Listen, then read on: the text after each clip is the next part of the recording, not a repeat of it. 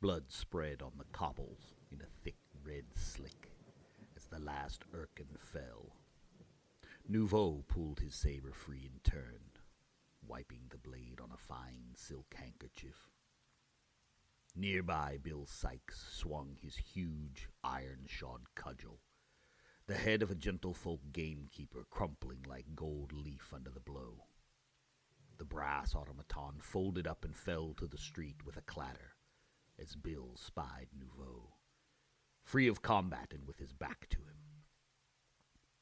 He grinned and drew his revolver from its holster, the great, greasy muzzle coming to bear on the form of the leader of the servants of the engine. "Look out, you poncy git," Bill growled to himself. "This is gonna hurt." With that he pulled the trigger, and in a cloud of smoke, the shell shot away towards its target. A single whispered word sounded in Nouveau's head, and he instantly knew a threat was afoot.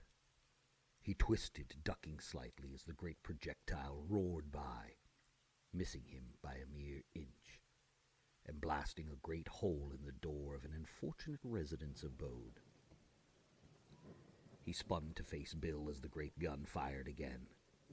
The shell cleared the barrel of the pistol and spun towards Nouveau.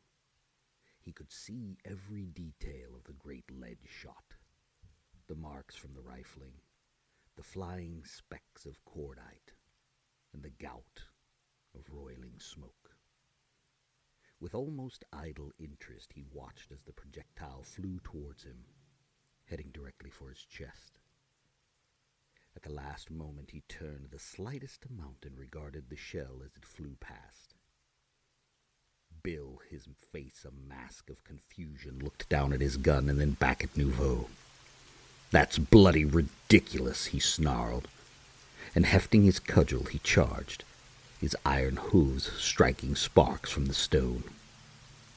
Nouveau raised his pistol and fired, the shot taking Bill in the shoulder. The impact slowed the great rogue not one whit, and as the lumbering figure loomed large, he raised his saber in a salute and prepared to fight. Nouveau is nominally the leader of the servants of the engine. He has a direct connection to the engine through a series of lenses and sensors around his body, and it is through these that the engine perceives the skirmishes its servants engage in.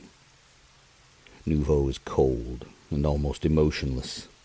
He obeys the instructions the engine gives him with complete certainty that they are correct in every way. He is not beyond sacrificing allies if it means the objectives of the engine are advanced.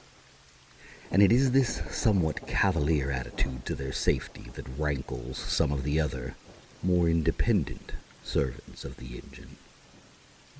Nouveau knows that some of the others under his command are less than obedient, and is careful to ensure that insofar as possible, his goals align with theirs to ensure that they carry out the will of the engine.